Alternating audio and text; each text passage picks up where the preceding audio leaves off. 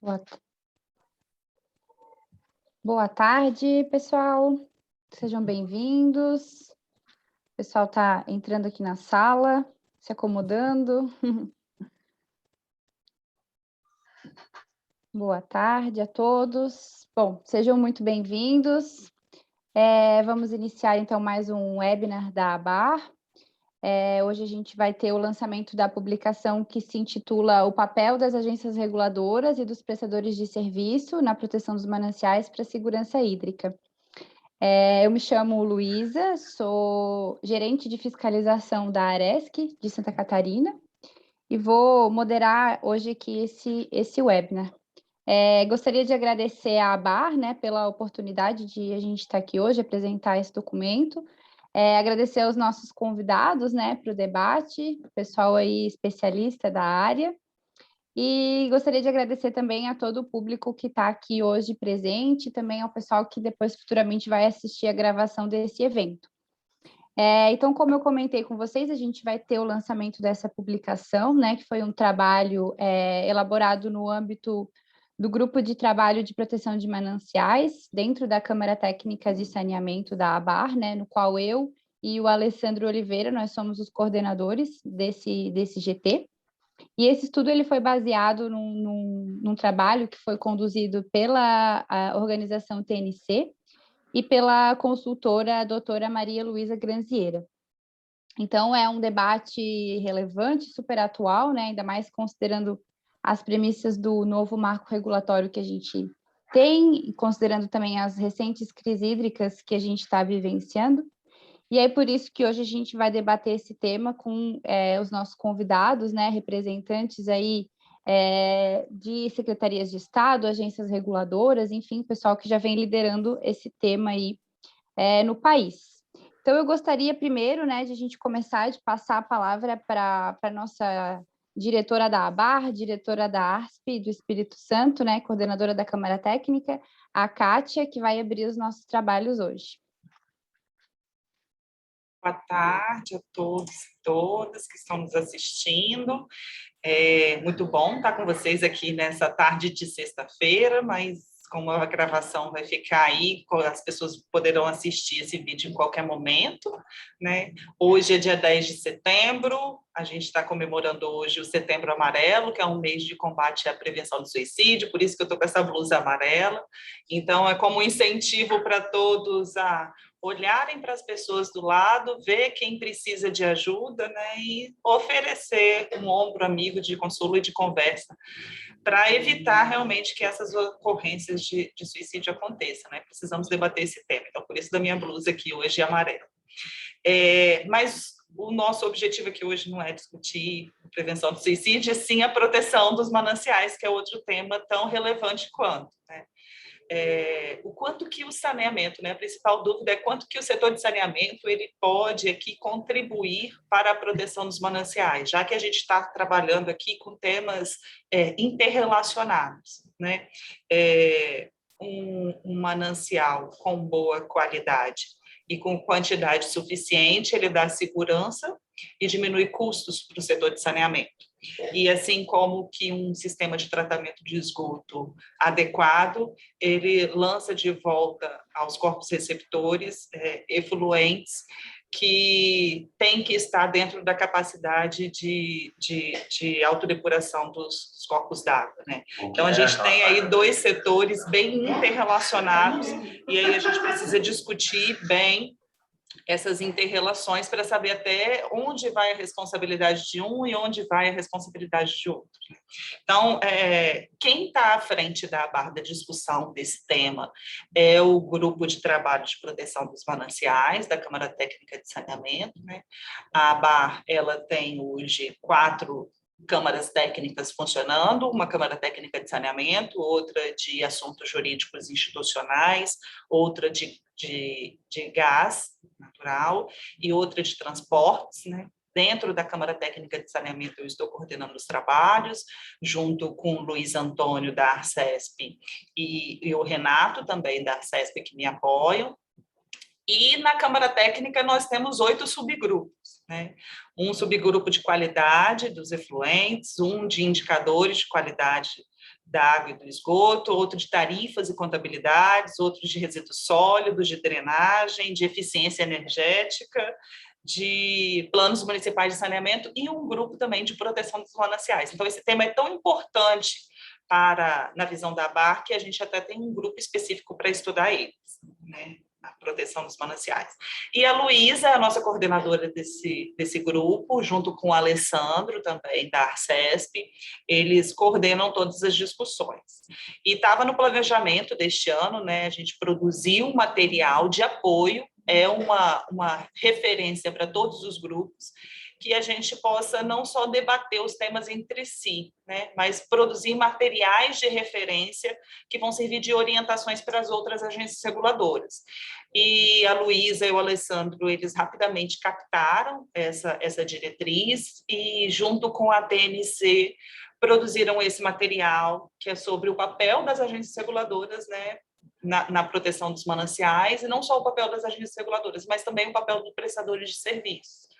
Então, com esse trabalho, a gente fez uma análise da própria legislação de saneamento, com o marco legal de saneamento, e também com o novo marco legal de saneamento, né, com as alterações que foram trazidas pela Lei 14.026, e a Lei 14.026, ela trouxe inovações também, né, para a proteção dos mananciais, porque ela incorporou na definição do sistema de abastecimento de água, que também é um dos componentes do sistema de abastecimento de água, os reservatórios de água bruta, né?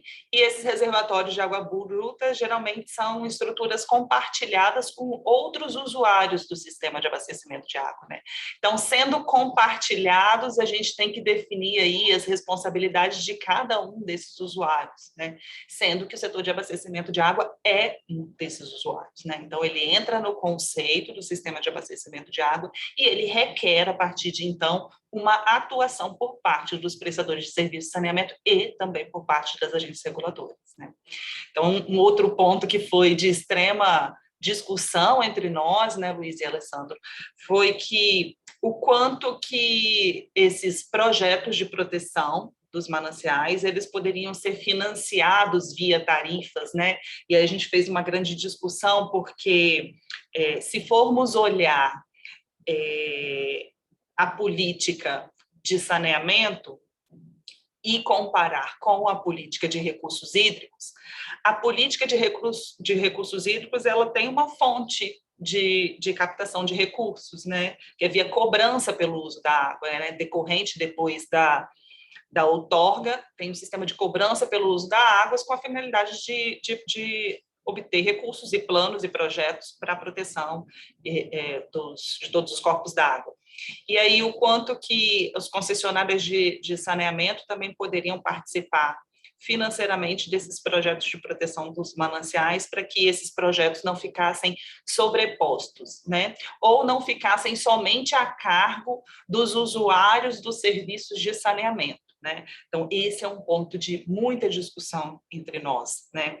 Então, o texto, ele traz uma abordagem sobre isso, e traz também algumas experiências, né, de agências reguladoras. Estamos aqui hoje com 3 agências reguladoras, a própria Aresc, né, a ADASA e também a Arsai já desenvolveram projetos compartilhando e fomentando estruturas de proteção dos mananciais, e isso tudo vai poder ser debatido aqui e orientado, né?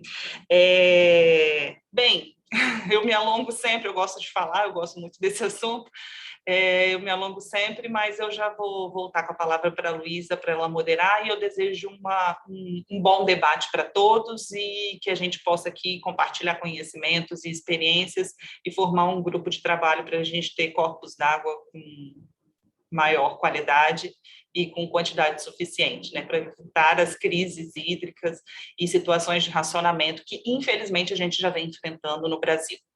Obrigada, Luísa. Perfeito, Kátia. Muito obrigada aí pelas suas palavras. Realmente, né, esse estudo aí, ele trouxe essa inter-relação da legislação relacionada ao meio ambiente, recursos hídricos e saneamento, né?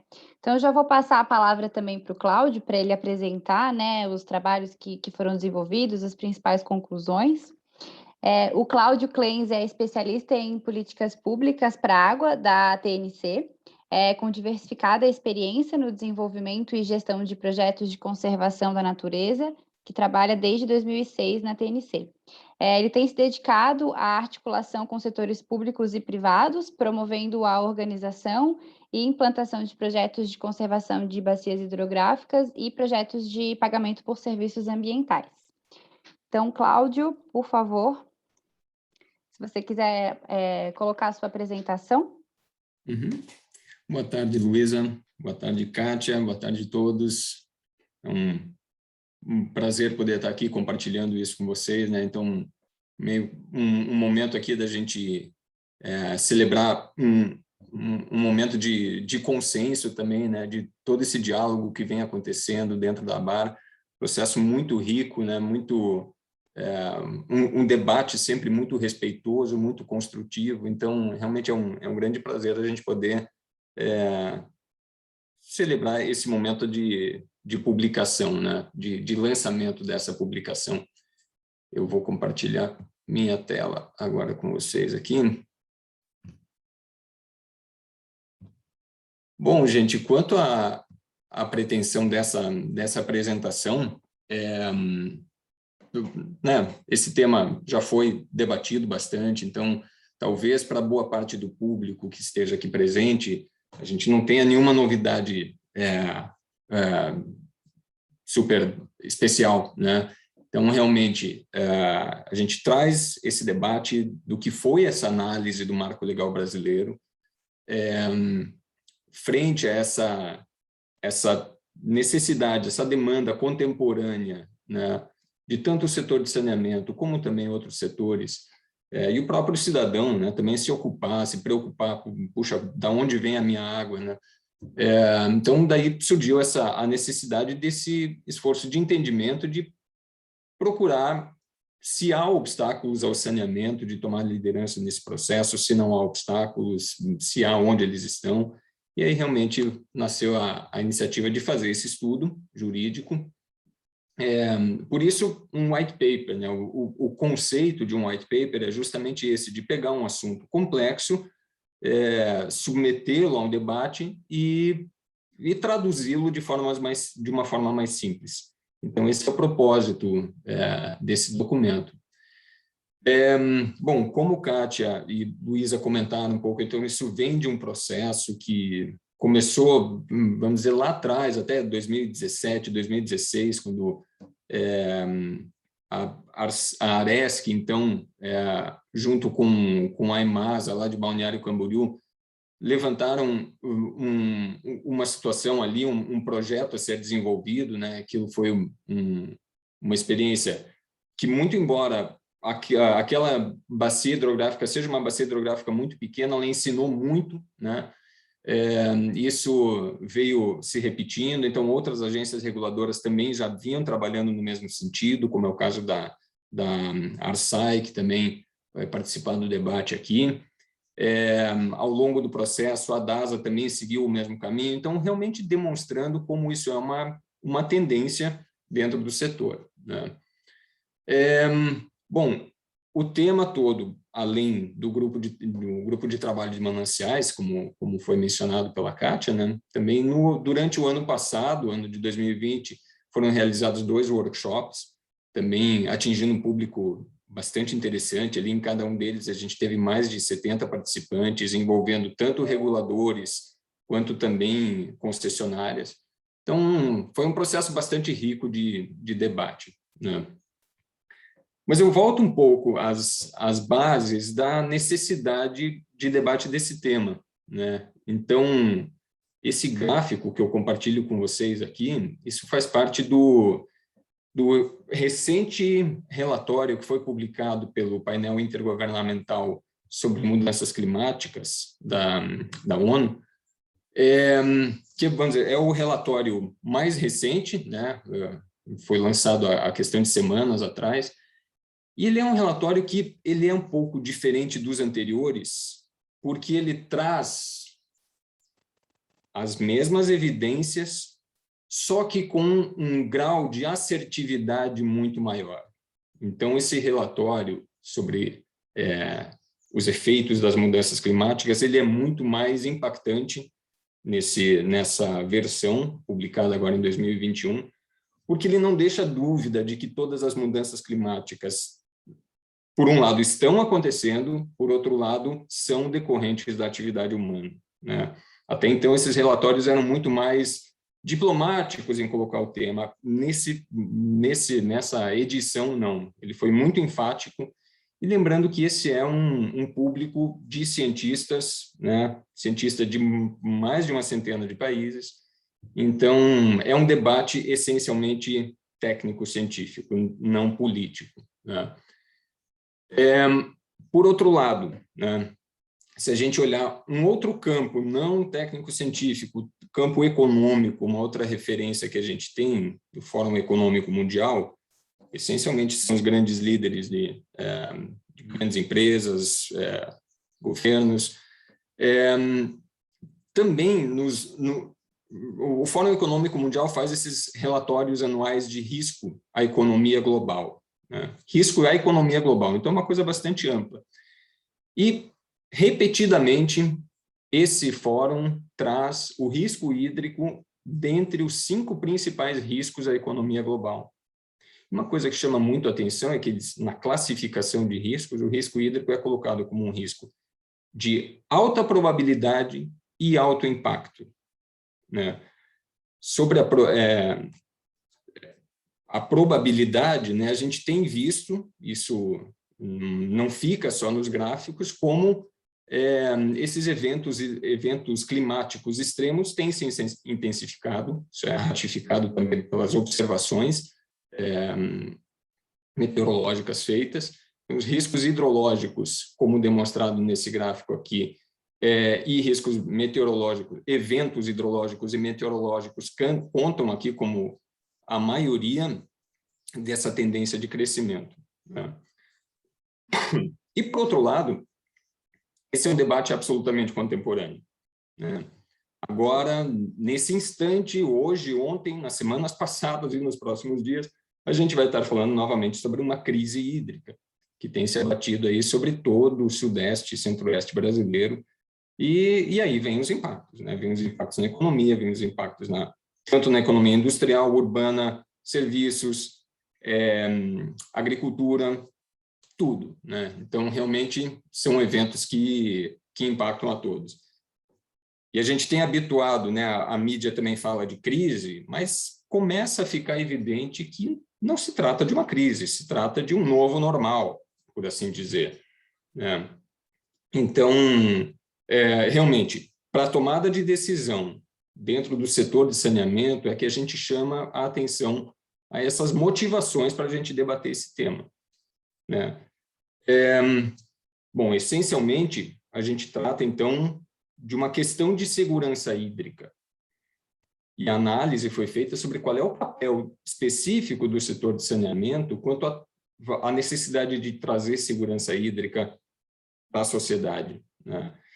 Segundo uma definição da ONU também, segurança hídrica existe quando 4 elementos são atendidos, né? Quando há disponibilidade de água em quantidade e qualidade suficiente para o atendimento às necessidades humanas, sejam elas as atividades econômicas, sejam elas as atividades básicas de bem-estar, qualidade de vida, né? Segurança hídrica, no contexto atual, implica também resiliência das cidades, resiliência da sociedade, das atividades econômicas aos eventos climáticos extremos, que já estão na nossa porta, né? Quer dizer, agora a gente está falando de seca. Daqui a 6 meses, a gente vai estar falando dos alagamentos, como foi alguns anos atrás, né? A gente tem visto em Nova York, na Europa, situações de alagamentos e enchentes nunca antes vistas, ondas de calor. Quer dizer, esse é o novo normal, né? E aí vem esse olhar sobre a necessidade e a utilidade de se trabalhar pela preservação de ecossistemas que suprem serviços ambientais que nos dão essa resiliência, que nos dão essa segurança hídrica.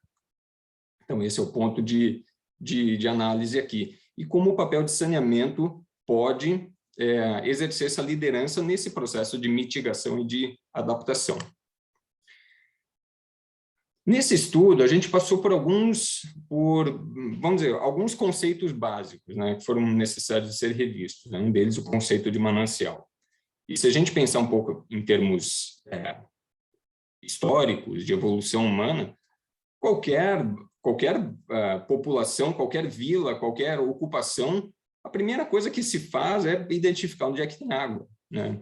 Qualquer cidade, seja no agreste de Pernambuco, seja no sul do país, vai estabelecer um povoamento, você tem que ter suprimento de água. Então, esse conceito do manancial como uma fonte de água superficial, subterrânea, passível de ser destinado ao abastecimento público é a forma mais simples da gente definir o conceito, né? Para o serviço de abastecimento de água, vamos dizer, a ele implica necessariamente poder captar água de um corpo hídrico, seja ele um rio, um lago, um reservatório artificial, uma fonte subterrânea. Então, por esse ponto de vista, é um assunto que é do total interesse do setor de saneamento, né? Um outro tema, um outro conceito que foi abordado nesse estudo e que é totalmente atual dentro do novo marco legal de saneamento é o conceito de universalização, né? E vem aqui como a ampliação progressiva do acesso de todos os domicílios ocupados ao saneamento básico. Esse conceito está implícito na nova legislação de saneamento no Brasil, né? Ele é um dos essenciais aqui no estabelecimento de metas, agora também, em 2033, existem metas, né, para universalização, um tema extremamente atual, mas aqui, vamos dizer, nessas discussões todas pelas quais nós passamos, vem essa reflexão também. Bom, acesso é uma coisa, né? Você ter infraestrutura em todos os domicílios é uma coisa. Isso é perfeitamente factível, acessível, com devido orçamento e planejamento, a gente consegue instalar infraestrutura, né? Então, a infraestrutura cinza, por assim dizer.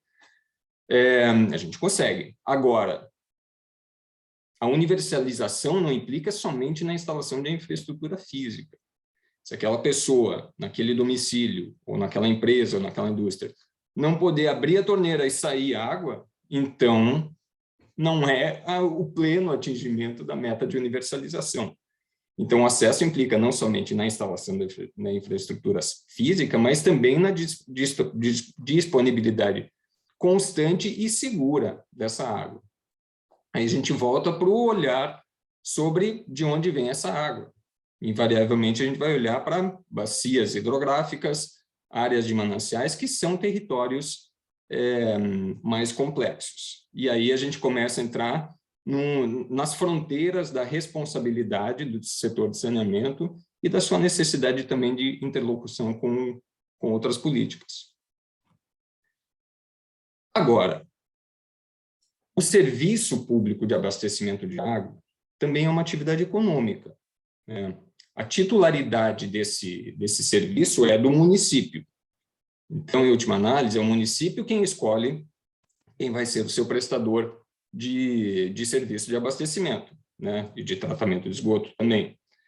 E isso, vamos dizer, é um serviço público, portanto, objeto de concessão, daí a importância da regulação, né? Para proteger o cidadão, para olhar também pela qualidade desse serviço, para olhar pela eficiência, pela modicidade tarifária e também pelo equilíbrio econômico-financeiro desse serviço, dessa empresa, seja ela pública, seja ela mista, seja ela privada, tenha ela ações listadas em bolsa ou não, né? Então, esse é o ponto da viabilidade econômica, ele sai um pouco do contexto do entendimento do ecossistema e traz um pouco também o conceito para a eficiência desse negócio, né? E aí coube uma reflexão nesse processo todo, né, de como o serviço de saneamento foi construído historicamente no Brasil e para onde ele vai, para onde ele precisa ir, né? Então, aqui existe um papel muito importante da regulação como ativa nesse papel. Então, a qualidade e a quantidade da água, elas são condições essenciais para garantir a sustentabilidade também econômica de longo prazo desse negócio. Então, a conclusão é que, para esse serviço, para esse negócio, se preocupar ativamente com a proteção dos mananciais é um ponto essencial. E o estudo ele procurou explorar todo o marco legal brasileiro e buscar todos os pontos de convergência desses conceitos. Uma noção que a gente acabou concluindo de maneira muito clara é que esses conceitos são absolutamente interligados, intrínsecos e inseparáveis, né? Quando a Kátia comentou um pouco aqui no início sobre a conceituação que o novo marco legal do saneamento traz, e traz uma inovação importantíssima de considerar também a reservação de água bruta entre as atividades que compõem os serviços de saneamento. Foi um avanço muito importante, o avanço agora dos últimos 10 anos. É interessante olhar também, né, dentre uma conceituação usada pelo Ministério da Saúde, o sistema de abastecimento de água já é considerado como, a partir do manancial, captação, adução, tratamento, reservação. Quer dizer, do ponto de vista da saúde, o manancial já é parte integrante do processo, mesmo antes da atualização do marco legal de saneamento. E como eu mencionei, né, hoje não é o propósito a gente entrar no detalhe da análise jurídica que foi feita, né? Isso vai estar disponível na publicação e todos os participantes aqui vão poder acessar no site da ABAR, no site da TNC. Mas uma das conclusões é que meio ambiente, recursos hídricos, saneamento e saúde são temas intrinsecamente correlacionados e dependentes, né? Eles podem até ser regrados por leis distintas, com seus próprios instrumentos, seus próprios sistemas de gestão, criados em épocas diferentes, né? Agora, isso é que faz a teia, a malha jurídica dentro da qual o setor de saneamento pode e deve atuar, né? Essa análise ela foi feita desde o ponto central aqui, que foi a Constituição Federal, né? Mas analisou também diversas outras políticas, né? Desde a Política Nacional de Meio Ambiente, recursos hídricos, naturalmente, né? O Estatuto da Cidade, enfim, a análise jurídica ela aconteceu ao mesmo tempo que a nova lei de saneamento também foi debatida e promulgada. Então, foi um processo bastante rico aqui. Agora, embora esse marco legal, essas leis todas tenham sido criadas em diferentes momentos, até com diferentes propósitos, a gente não pode criar aqui a impressão equivocada de que esses temas são independentes, são estanques, que são compartimentalizados. Não são, né? Então, principalmente para o setor de saneamento, que é um dos que principalmente depende da disponibilidade do recurso hídrico, não dá para olhar de uma maneira separada, cartesiana. E aí, bom, quando a gente olha de volta, né, para os mananciais, o que é que se pode fazer com os mananciais sob a ótica de uma empresa de saneamento ou de uma agência reguladora? É aí que a gente traz o conceito das soluções baseadas na natureza, que é outro conceito bastante contemporâneo, moderno, né? Tem sido debatido em diversas instâncias, em diversos locais do mundo, né? E basicamente são definindo, né, ações para proteger e gerenciar de forma sustentável e restaurar ecossistemas naturais ou modificados que abordem os desafios sociais de forma eficaz, adaptativa e proporcionem simultaneamente benefícios, tanto ao bem-estar humano e à biodiversidade. Esse conceito ele é estabelecido pela IUCN, chama a União Internacional para a Conservação da Natureza. É uma organização bastante respeitada nesse campo, né?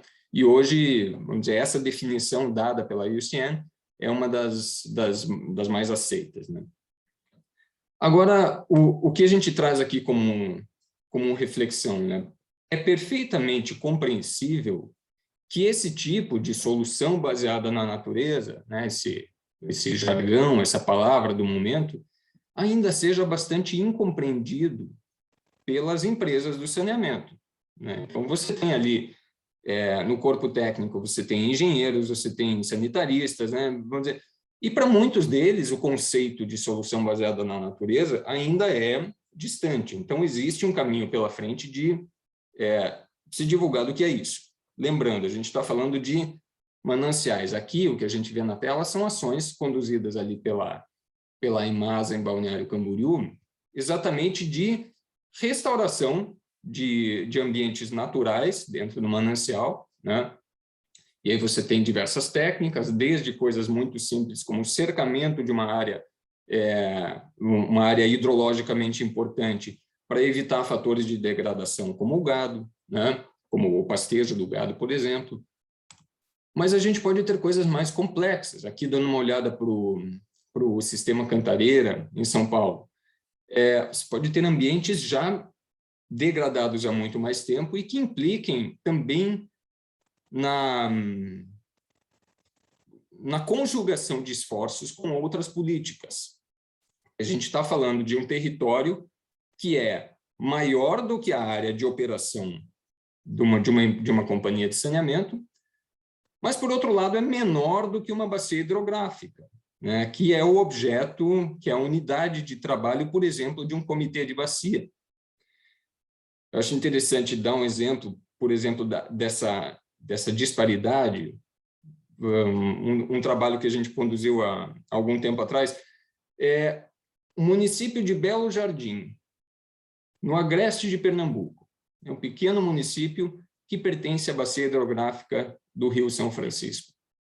Aquele município ele tem um manancial muito bom, que precisa ser cuidado. Agora, que força política, que representação ele tem dentro do Comitê de Bacia do São Francisco? É aí que a gente percebe que existe essa necessidade da liderança daquela companhia local e, naturalmente, do aval e do conforto e da autorização da regulação.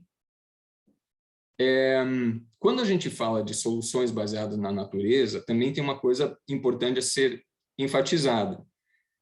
Não é em toda a bacia hidrográfica, não é em todo o manancial que ações de restauração de uma vegetação nativa, de implantação de um pastejo rotacionado, que essas soluções, que o manejo das estradas, não é em todos os lugares que esse tipo de solução vai ser o mais eficiente, né?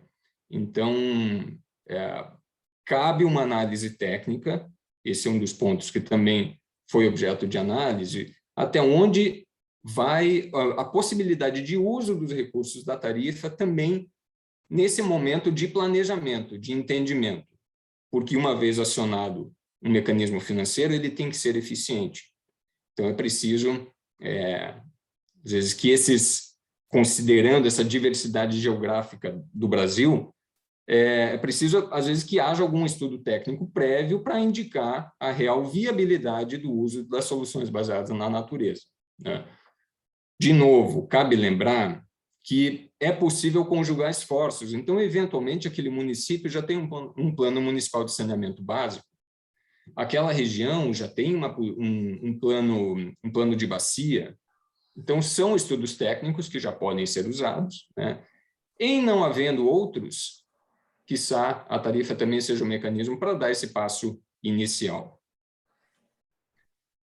E aí a gente, né, olha também as diferentes fontes de financiamento. A gente está saindo da área de pleno conhecimento do saneamento, a operação das estações de tratamento de água, e a gente está falando de uma atuação também fora desse mundo menor, dentro do manancial, que envolve propriedades privadas, que envolve a gestão municipal, que envolve a gestão também do Estado. Então, nessa mesma linha, vem a possibilidade de conjugação de esforços em termos de fontes de financiamento. Um dos argumentos centrais é que, nesse processo de modernização do saneamento, do modelo de negócio do saneamento, esse contexto contemporâneo seja incorporado e que a proteção do manancial faça parte da operação do saneamento e, portanto, esteja refletida também na tarifa de água. Agora, um dos pontos que a gente traz aqui como conclusão do estudo é a possibilidade de a regulação e o saneamento, e as companhias de saneamento, terem essa opção de tomar liderança, como foi o caso, por exemplo, lá em Santa Catarina, no caso da EMASA, em Balneário Camboriú. Ela tomou a liderança, né, porque o município precisava daquela água, e assim muitos outros. Agora, o que a gente observa na prática, e observa que o marco legal não coloca obstáculo algum, é que essas fontes de financiamento elas são complementares, muito mais do que competitivas, né? Então, por exemplo, o mecanismo tarifário da água, ele é complementar e não se sobrepõe, por exemplo, a outras iniciativas, como seria o caso da cobrança pelo uso da água. Cabe lembrar, né, no contexto nacional, algumas regiões tiveram bastante sucesso na implantação da Política Nacional de Gerenciamento de Recursos Hídricos, outras nem tanto. Então, realmente, onde não existe o mecanismo instalado da cobrança pelo uso da água e essa possibilidade de investimento nos mananciais, é necessário que aquela companhia de água, nesse contexto localizado específico, possa tomar liderança de cuidar não só do abastecimento de água, mas cuidar também da sanidade do seu negócio, de cuidar da sua matéria-prima, né? Sem falar da necessidade de integração também de fontes de financiamento do próprio município, como seriam, por exemplo, os planos municipais de saneamento básico, dos estados, né? Mecanismos como compensações ambientais, fundos estaduais de recursos hídricos, meio ambiente e tudo mais, existem fontes.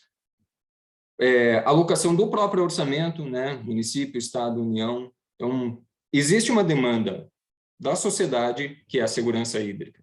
Existe a possibilidade de liderança nesse processo, que é do saneamento, né?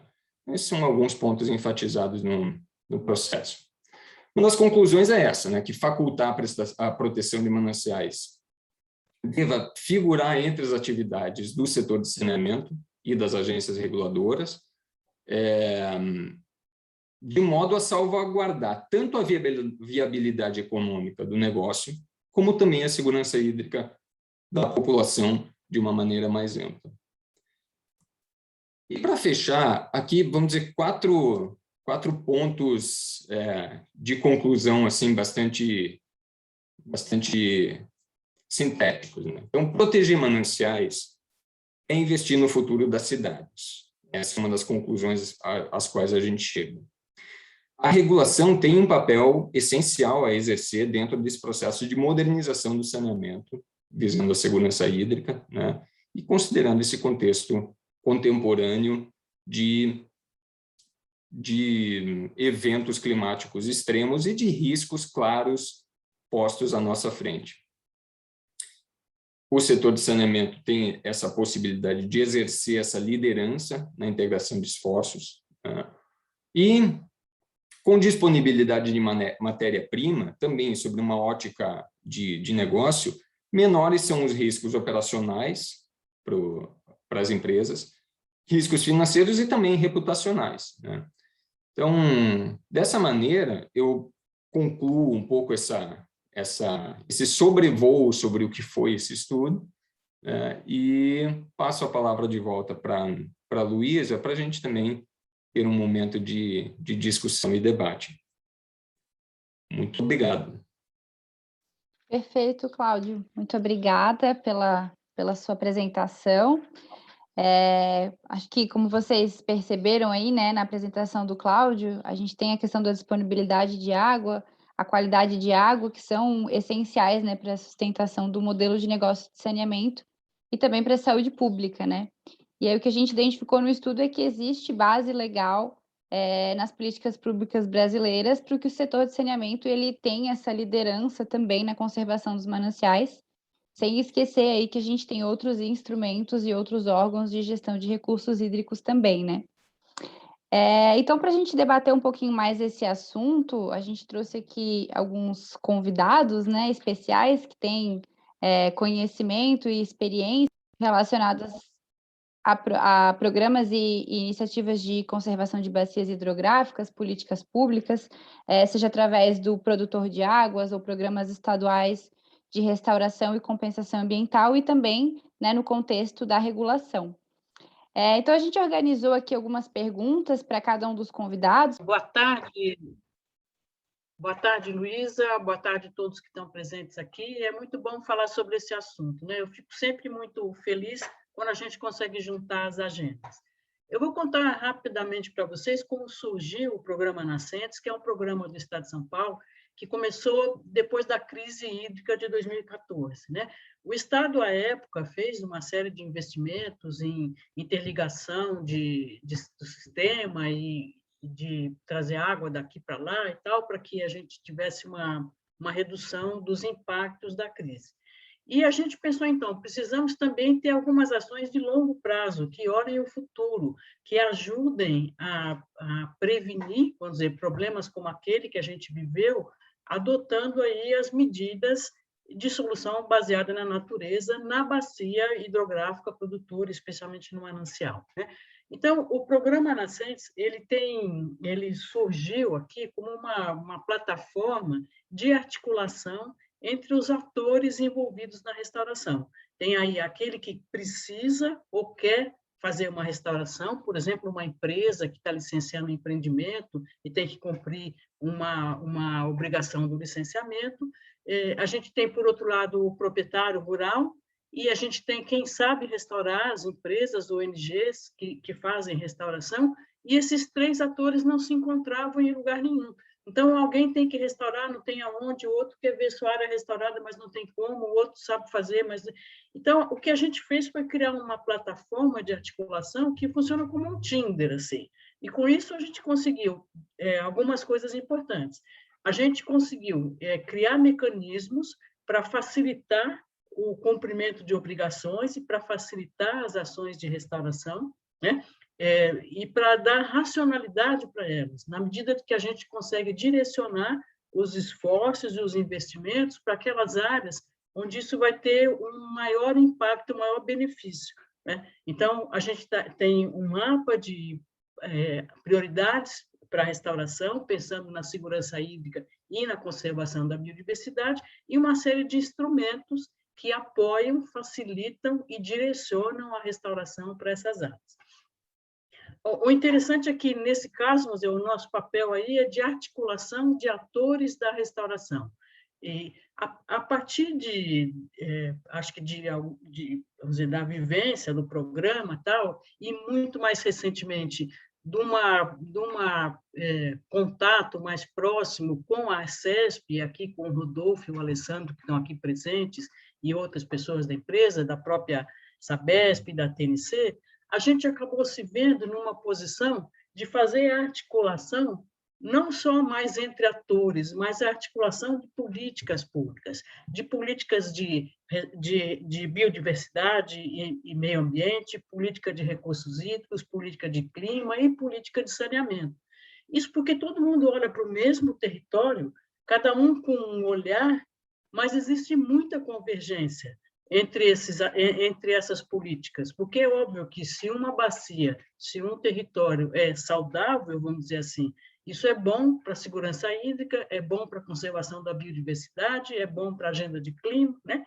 Então, o que a gente está olhando nesse momento? Para um território determinado, e aqui a gente começou a fazer esse exercício na região ali do manancial do Sistema Cantareira, que é o mais importante manancial para a região metropolitana de São Paulo, e começou a mapear tudo que todo mundo está fazendo ou pode fazer, tá certo? Quais são os recursos que podem ser alocados ali e pensando nos recursos que vêm, inclusive, da tarifa com um mecanismo tarifário que possibilita que o setor de saneamento olhe também para o manancial e também participe desse esforço. Eu acho que isso que a gente vem construindo aqui é bem interessante, porque o que a gente quer fazer é ver o que cada um pode ou deve fazer para que aquele território, né, atenda às expectativas de segurança hídrica, de conservação da biodiversidade, de clima, de recursos hídricos, para que a gente evite sobreposição e evite lacunas. Então, de novo, funcionando aqui como uma plataforma de articulação, como um Tinder, vamos dizer. Olha tudo que tem que ser feito, quem pode fazer o quê, quem vai fazer o quê, em qual lugar, com qual prioridade e com qual foco, né? Eu acho que esse esforço que a gente está fazendo, num primeiro momento, num manancial, isso tem que ser, acho que a gente tinha que ter esse olhar em todas as áreas, né? Acho que os setores de saneamento, de gestão de recursos hídricos, as políticas de clima, de biodiversidade, a gente está falando de uma área que é manancial e é também uma área de proteção ambiental, tem unidades de conservação, de proteção integral também lá dentro, propriedades privadas, e uma área muito grande de pastagem, na maior parte degradada. O Cláudio mostrou aí algumas fotos dessa região. Então, o desafio que está colocado é bem legal, é bem bacana, e a gente está muito animado com o que a gente pode conseguir sentando todo mundo na mesa, olhando o problema e vendo qual é a convergência entre todas essas políticas e como cada um pode atuar sem sobreposição, sem desperdícios, tá certo? Otimizando a alocação de recursos, buscando os melhores resultados, né? Eu acho que é um exemplo bem interessante, né? E a gente usando aqui a bagagem que a gente traz do programa Nascentes, que é direcionamento, foco, prioridade, transparência, tá certo? E monitoramento de resultados e acompanhamento. Eu acho que é bem interessante, eu acho que convido todo mundo a nos apoiar e sugerir, nos ajudar, inclusive, com observações e tal, que a gente pretende fazer um esforço nesse sentido aqui em São Paulo. A Secretaria de Infraestrutura e Meio Ambiente, agora, vamos dizer, tem que aproveitar essa oportunidade, porque nós éramos Secretaria de Meio Ambiente e havia uma Secretaria de Recursos Hídricos e Saneamento, né? E hoje as duas secretarias foram fundidas numa só, e eu acho que é uma oportunidade importante para a gente aproveitar para, de fato, juntar essas agendas e esses esforços. E a gente está bastante animado com relação a isso, né? Então, acho que, inicialmente, acho que era isso que eu tinha para contar, e a gente fica na conversa aqui para interagir com vocês. Obrigada. Tá bom, Helena. Muito obrigada aí pelas suas palavras, né? Acho que realmente é direcionar os esforços para o manancial, né? Direcionar também as políticas públicas e os órgãos todos que estão aí envolvidos para esse olhar para os mananciais, que vai trazer, né, um reflexo na melhoria dos recursos hídricos e, consequentemente, para todos os usuários, né? Então, muito bacana aí a experiência do Estado de São Paulo.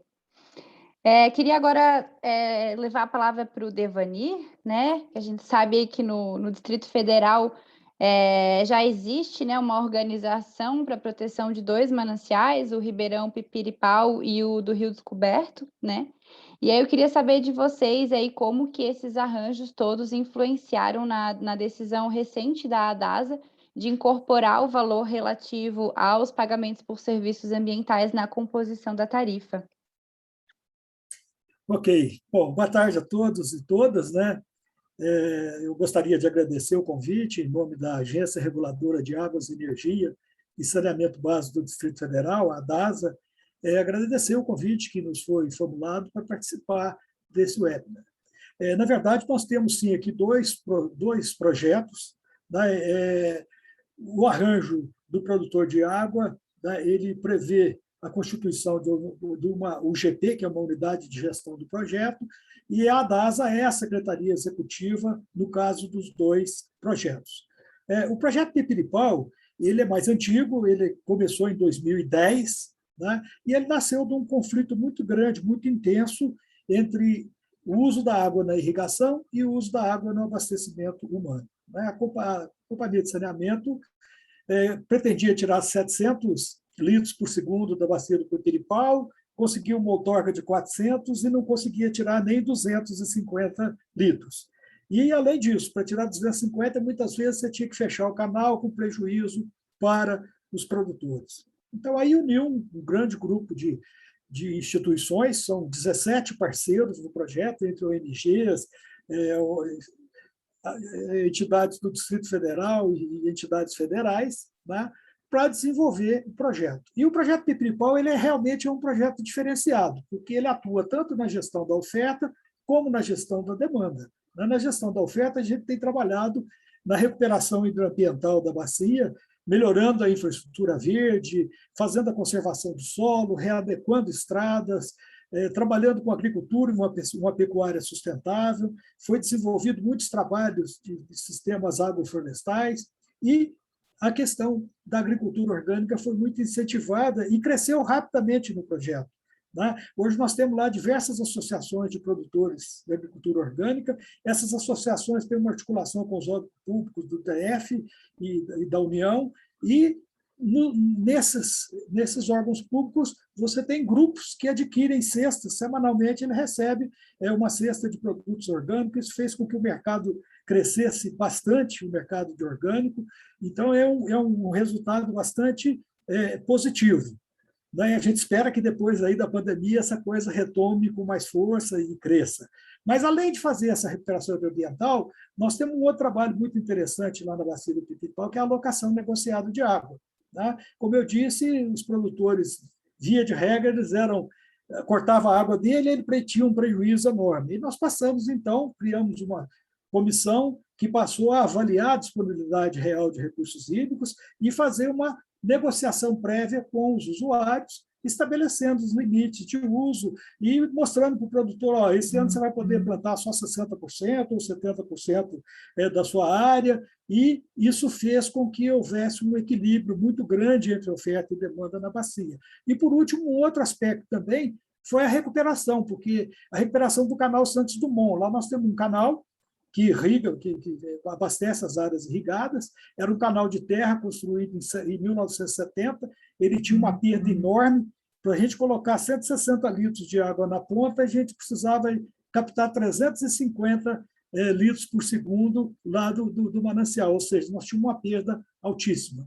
Com o apoio dos parceiros, nós conseguimos tubular esse canal e, com isso, nós reduzimos, liberamos aí em torno de 150 a 200 litros de água para o abastecimento humano. Então, esse conjunto de coisas criou um mecanismo de resiliência.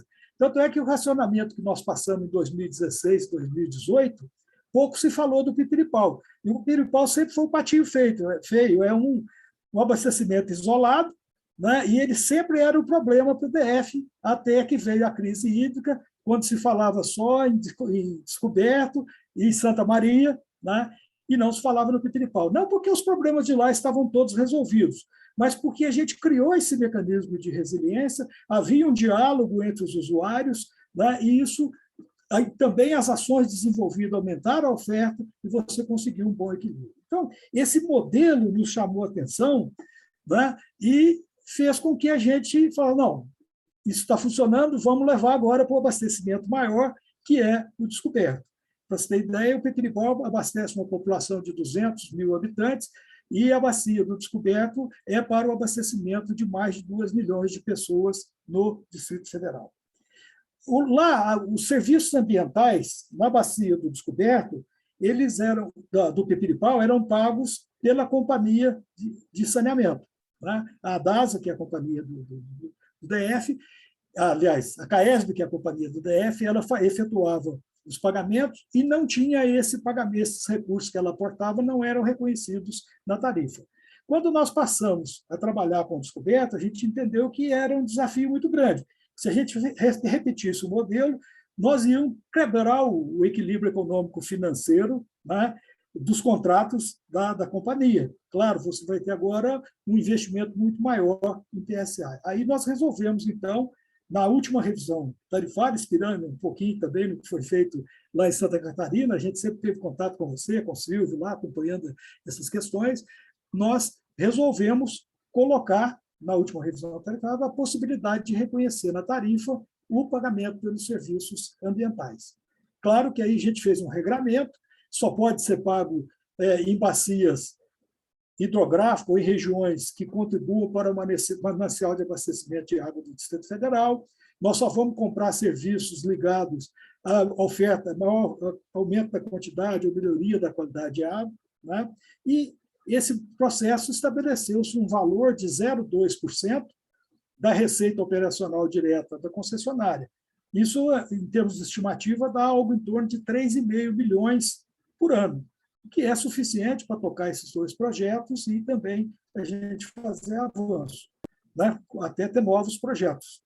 Claro que também está previsto que, no final do ciclo tarifário, recurso que não for utilizado, ele retorna para o consumidor na forma de modicidade tarifária, né? E se, por acaso, recursos da cobrança, porque hoje nós já temos cobrança federal no Distrito Federal e está se implantando a cobrança distrital, né? Nós já temos recurso da cobrança.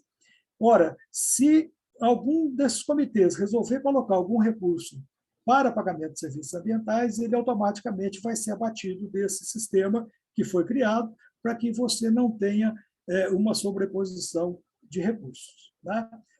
Então, isso aí teve um fato importante também, o grande envolvimento da companhia de saneamento, né? Porque agora, se você elabora um projeto novo, você encaminha para a companhia de saneamento. Ela faz a avaliação, verifica se aquilo realmente se enquadra nas projeções dela, se aquele manancial é fundamental para o abastecimento, e se ela der ok, então isso volta para ser aprovado pela ADASA. A DASA podia fazer essa aprovação sozinha, mas ela preferiu criar uma comissão, está envolvendo aí outras instituições, nós convidamos outras instituições e o Comitê de Bacia para participar dessa comissão, e essa comissão vai ter um papel importante de avaliar as indicações de projetos, né? Todo projeto indicado passa pelo crivo dessa comissão, e também essa comissão vai avaliar a prestação de conta elaborada pela Companhia de Saneamento. E mais uma coisa, vai prever, né, sempre no início de cada ano, vai dizer quanto que vai ser inserido na tarifa do ano seguinte. Porque o 0,2% ele é um teto, é o máximo que eu posso alocar para o pagamento de PSA. Mas é claro que se eu tenho recursos, se nem todos os recursos foram comprometidos, eu posso, ano a ano, colocar um valor menor para também não gerar excedentes. A gente não quer devolver, nós não queremos onerar o usuário, mas queremos que ele seja o efetivo pagador dos serviços ambientais, porque ele realmente é o que mais se beneficia desses serviços.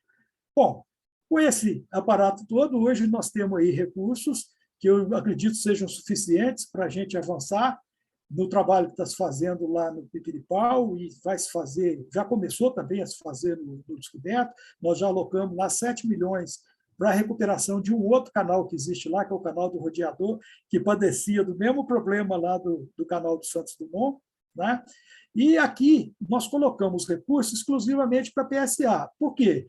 Porque nós já temos um arranjo financeiro, nós já temos uma governança e nós temos recursos da cobrança pelo uso da água que são suficientes para desenvolver aquelas ações produtoras de serviços ambientais. Então, o que faltava era recurso para o pagamento dos serviços ambientais. Então, a gente acha que, com isso, nós vamos poder investir nos processos. É preciso que se diga que o reservatório do Descoberto, apesar de grande, ele é um reservatório anual, né? Se você tiver uma falha de chuva, você não tem água para abastecer. Então, as áreas a montante desse reservatório precisam estar com o lençol freático permanentemente abastecido, e é esse o tipo de trabalho que a gente quer desenvolver para que a gente tenha reserva e consiga transformar um reservatório que é anual num reservatório plurianual, e aí nós tenhamos segurança hídrica no abastecimento de Brasília. Bom, a princípio, o que eu queria falar é isso, eu fico à disposição, te devolvo a palavra e fico à disposição para algum questionamento.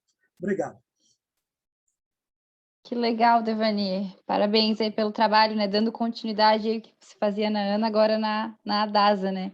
E eu acho interessante aí da sua fala que você tem, né, a cobrança pelo uso da água para as ações de intervenção e o PSA via tarifa para os produtores rurais, né? Então, você tem os dois instrumentos, né? Um, na verdade, instrumento da política de recursos hídricos e o outro relacionado com a política de saneamento, né? Os Exatamente, a dois ideia foi trabalhando construir juntos, essa né? governança que foi construída, que eu acho que é o ponto alto do projeto. Muito bacana. Bom, agora eu queria chamar o Silvio, né, de Santa Catarina, que a gente, né, eu trabalho na Aresc também, a gente acabou incorporando aí a proteção de mananciais na última revisão tarifária, estabelecendo também, né, um limite de 3% da receita do prestador. E aí eu queria conversar com o Silvio para ele nos comentar como que foi essa experiência, né, da Aresc na gestão desse componente financeiro e também como que a agência consegue manter o controle financeiro sobre as atividades de proteção, né? Qual que é o mecanismo que permite toda essa transparência das ações?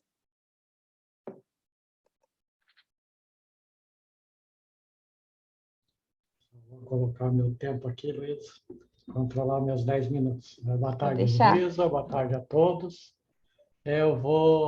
Meus primeiros minutos, eu vou falar um pequeno histórico, né? Porque hoje o Devanir sabe, o Cláudio, né?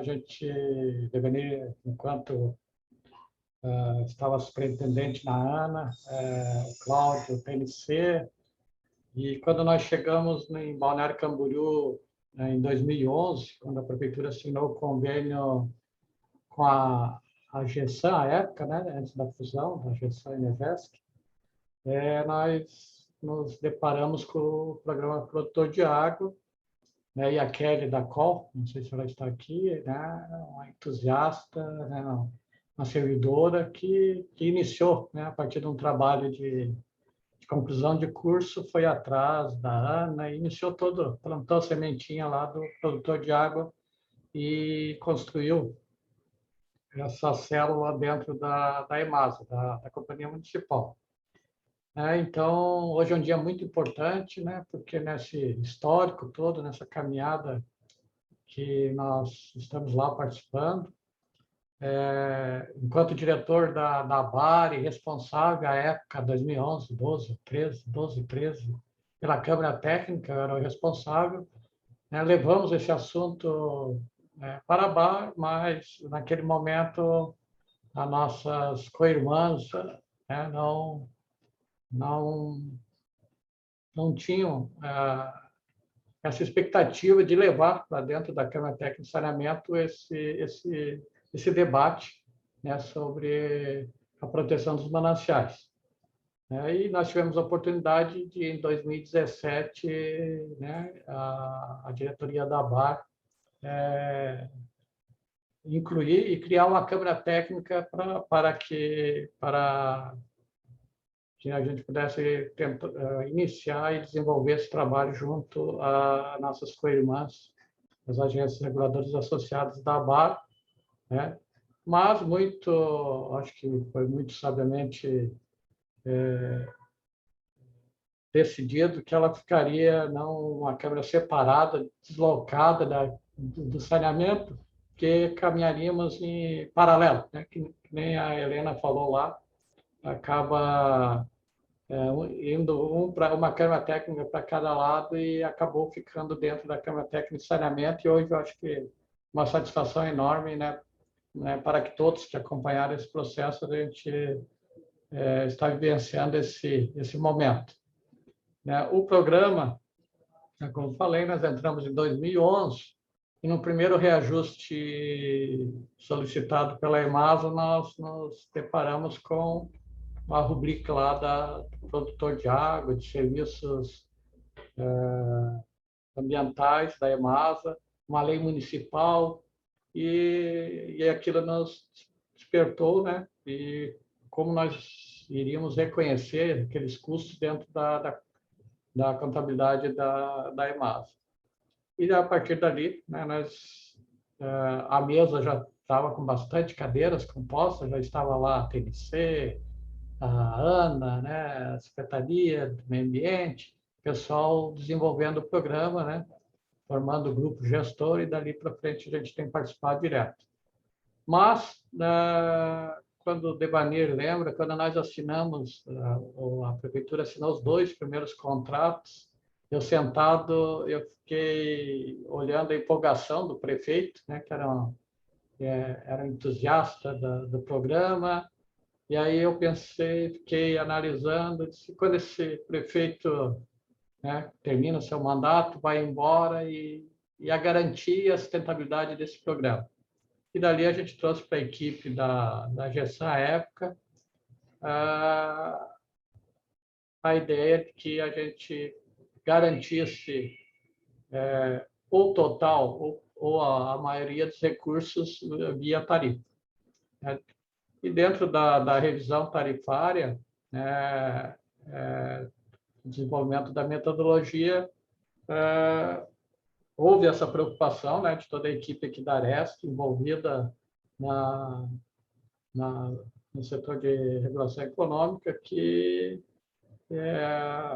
a metodologia contemplasse, né, um componente financeiro para que a gente garantisse, dentro da tarifa, recursos que ficariam independentes de decisão política, né, onde o usuário teria a sua participação e o programa não teria interrupção na troca de comando do prefeito, né, do município. Ele andaria dentro da concessionária e daria essa liberdade de não descontinuar o programa. Então, Luísa, né, nós colocamos até 2019, nós reconhecemos esses valores contábeis dentro da prestação de contas da EMASA, e a partir de 2019, com a revisão tarifária e a implementação da nova estrutura tarifária da EMASA, ficou definido o componente financeiro, e a partir de 2019, né, eu lembro que foi 1,29% da receita da EMASA para o programa Produtor de Água. O nosso é um pouquinho diferente lá de Brasília. A prestação de contas ela é anual, sempre no pedido de reajuste da concessionária, quando ela vem pedir o reajuste anual, vem a prestação de contas auditada pelo grupo gestor, né, relatório, e se vê o que foi realizado, né, o valor total ou a menor, e a gente já desconta esse valor e deixa em caixa para a concessionária. Foi o que aconteceu de 2019 para 2020. A diferença do orçamento 2020 e 2021, já fica contemplado essa diferença, e o lançamento na tarifa é um pouquinho menor. Atrapalhou um pouco a pandemia, né, o desenvolvimento do programa, né, nós tivemos, como todo mundo teve, inclusive o reajuste tarifário também tivemos um atraso, né, devido à pandemia, vários decretos, leis inconstitucionais que proibia dar reajuste. Então nós tivemos, né, como muitas co-irmãs aí, agências devem ter vivido seu estado, que não poderia reajustar, lei inconstitucional, até derrubar. Então, ele atrapalhou um pouquinho esse ano a questão do reajuste da EMASA e o levantamento. Mas é um programa, esse componente financeiro é extremamente transparente, né? Ele tem um viés também de envolver a comunidade, né? Ela saber que ela está contribuindo lá com seus centavos e participando daquilo, chamar para a sociedade também o compromisso com o usuário. E hoje nós temos lá 23 contratos, né, com 1.200 hectares de mata de preservação permanente, mais uns 80 hectares em recuperação, e um total de 1.700, mais ou menos, de hectares disponíveis para o programa. E continua, ele tem um limite, né? Ele vai até 3%, e também sempre vinculado à área de captação da concessionária, né? E iniciamos aqui também na Grande Florianópolis já um novo projeto aqui para a bacia do Rio Cubatão, que abastece aqui a mais ou menos 1 milhão de habitantes, né?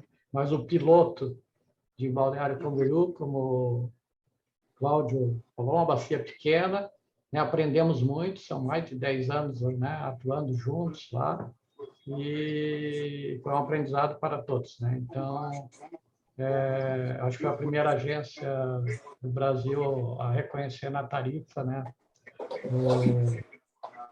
esses recursos, né? E fico aí, agradeço, Luiz, a oportunidade, né?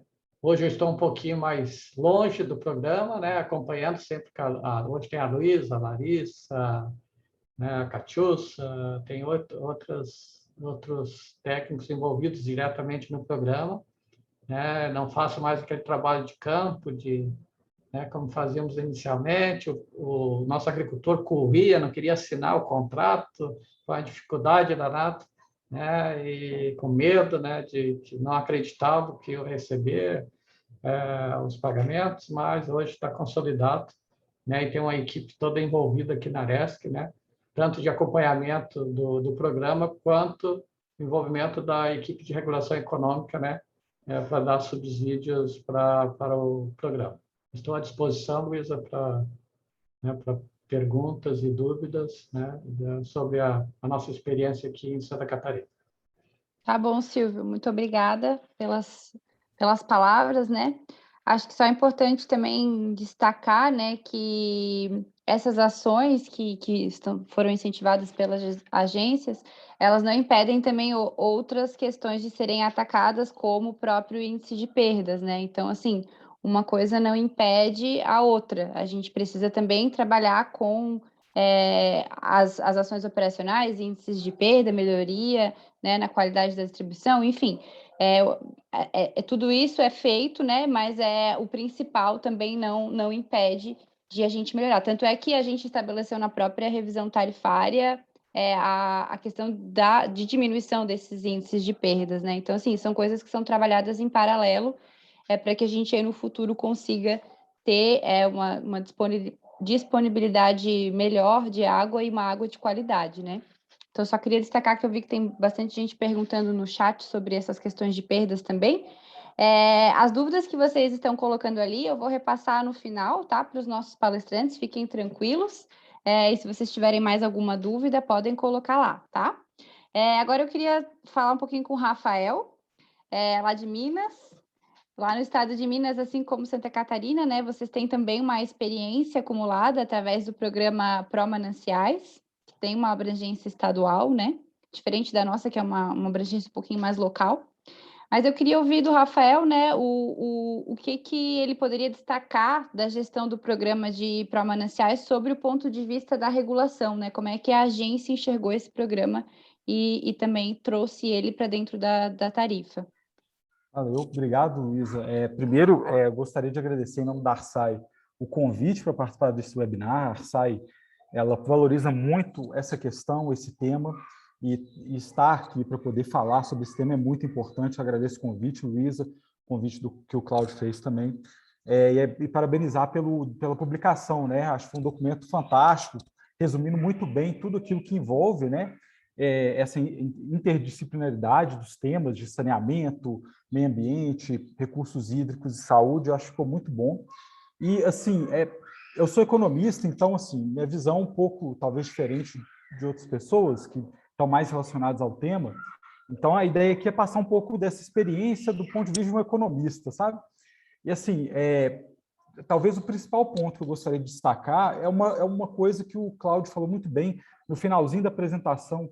Quer dizer, a agência reguladora é uma entidade que tem uma posição privilegiada para poder enxergar esses temas que não têm um impacto de curto prazo e que, por vezes, são deixadas de lado pelos prestadores de serviço, até mesmo pela sociedade, porque não é algo que que têm um impacto de curto prazo, né? Então, normalmente as pessoas colocam a agência reguladora num desenho em que ela está no meio de um triângulo, né? Prestador de serviço, município e usuário, mas eu diria até que é um pentágono porque tem duas pontas ali que estão relacionadas com meio ambiente, recursos hídricos e com a visão de longo prazo, né? O que seria a prestação de serviço de saneamento a longo prazo. E acho que quando a agência reguladora olha para a questão de conservação de mananciais, ela está olhando para essas outras duas pontas que nem sempre são mencionadas em apresentações, pelo menos que eu normalmente vejo, né? Então, acho que assim, a agência reguladora tem essa posição privilegiada e foi o que a Arsai, lá atrás, na crise hídrica de 2014, né, que a gente, como o próprio Cláudio disse, não é mais uma crise hídrica, né, é uma condição hídrica, né, que a gente agora vivencia, a partir desse problema que a Arsai começou a enxergar para essas duas pontas, né, e buscando soluções. E essas soluções passam não só pela questão de produção de mananciais, como também de perdas. A Arsai procurou atacar essas duas pontas e trazendo para ela uma discussão e tentando envolver principalmente o prestador de serviços, né? E aqui em Minas Gerais a gente tem uma situação um pouco diferente em termos de legislação, porque existe uma lei que fala sobre o direcionamento de recursos para ações de proteção de mananciais, que é a Lei Piau, é uma lei lá de 97, hoje ela é bastante contestada, mas ela deu um respaldo, né, mais jurídico para a gente começar a tratar desse tema e tentar colocar esse tema dentro da tarifa. E aí, dentro desse contexto, né, de discussão tarifária, que foi muito bem falado pelos outros convidados, né, quer dizer, a revisão tarifária, o momento de reconstrução, talvez seja um momento propício para poder colocar esse tipo de pauta na construção da tarifa. Isso aconteceu com a Arsai em 2016 e 2017. Por diversas questões, a primeira revisão tarifária da Copasa foi feita em duas partes. Em 2016, a gente não conseguiu avançar nisso. Mesmo a Arsai puxando a Copasa, puxando o prestador de serviço, ela não conseguiu entregar algo que fosse bem estruturado o suficiente para a gente poder colocar na tarifa algo que fosse factível de ser implementado. Isso, quer dizer, apesar de em 2016 a gente não ter conseguido fazer isso, em 2017, com a finalização do processo de revisão completa, né, a gente conseguiu, junto com a Copasa, ter uma proposta estruturada que foi o Programa de Proteção de Mananciais. Então, somente após essa apresentação do prestador de serviço, que foi puxado pela Arsai para construir um direcionamento, um programa que pudesse ser financiado pela tarifa, né, que trouxesse resultados, que não fosse uma coisa que ficasse solta, sem algum tipo de acompanhamento por parte da agência reguladora, sem transparência. Só com essa apresentação desse programa que a gente conseguiu colocar isso na tarifa. Então, assim, o outro ponto que eu gostaria de destacar é um processo lento de convencimento, né? A agência reguladora ela tem essa visão privilegiada para poder enxergar recursos hídricos, proteção de mananciais, os impactos de médio e longo prazo, mas é um processo de convencimento. Aí eu falo muito do prestador de serviço, mas a agência reguladora também tem essa posição de trazer para a sociedade o convencimento da importância desse tema, né? Com as consultas públicas, audiências públicas, trazendo o Ministério Público, trazendo uma série de atores relacionados ao saneamento para poder convencer a todos de que isso é um programa importante, né? Uma ação importante e que tem que ser bancado com tarifa. E aí, dentro desse contexto, lá em 2017, a gente conseguiu chegar no bom termo, né? Com um programa que contempla um planejamento com participação ativa de atores locais, um cardápio de ações na qual a Copasa vai se balizar para poder financiar as ações, a definição de controles contábeis e extracontábeis a partir de informações do prestador. A Arsai conseguiu construir isso junto com a Copasa, e a definição dessas compensações tarifárias, né? Quer dizer, se a Copasa não executa aquele conjunto de recursos que foi colocado por volta de 0,5% da tarifa, né? Que é a referência da Lei Piau, que foi colocado na tarifa, gira em torno de 25 milhões por ano, mais ou menos. Então, quer dizer, se a Copasa não executa esses valores, isso se reverte para a modicidade tarifária no segundo momento, a cada ano, né? E também a questão da transparência dos gastos das ações. Então, quer dizer, foi um conjunto, pacote, óbvio que esse pacote não está plenamente consolidado, ou que não precisa ser melhorado, inclusive em 2021 agora, quando a gente finalizou a revisão tarifária da Copasa, a segunda, a gente colocou alguns aprimoramentos, trazendo um pouco mais de flexibilidade dos gastos. Então, quer dizer, a gente procurou identificar quais são os pontos de melhoria, inclusive o Cláudio participou de uma das reuniões técnicas que a gente procurou colher essas melhorias necessárias do programa. Então, a gente procurou dar um pouco mais de flexibilidade para os gastos na Copasa, mas exigindo mais planejamento e identificação da efetividade das ações, né? Que essa avaliação do que foi feito com os recursos e se esses gastos foram bem feitos ou não foram, que é um ponto que a gente precisou aprimorar bastante. E, assim, além dessa questão das melhorias, a gente ainda observa, por exemplo, que a Copasa, por vez ou outra, coloca alguns empecilhos, coloca algumas razões para não poder fazer todos os gastos. Hoje, os gastos giram em torno da metade do valor arrecadado. Então, a gente ainda tem espaço ainda para poder estimular o prestador a gastar mais, identificar quais são esses entraves e quais não são, e reforçar ainda mais a questão do planejamento e da transparência dos gastos. Então, assim, é um projeto, é um programa que está em evolução. A Arsai procura conversar com o prestador, procura, dentro das consultas públicas, observar outros elementos para melhoria, e eu acredito que, assim, dentre todos os pontos que ainda precisam melhorar, não vou nem entrar nessa questão dos gastos, que eles precisam aumentar, acho que a questão do planejamento do prestador, acho que é algo que a agência reguladora, a Arsai, tem que evoluir um pouco mais com a Copasa, para que esse planejamento fique um pouco mais bem feito.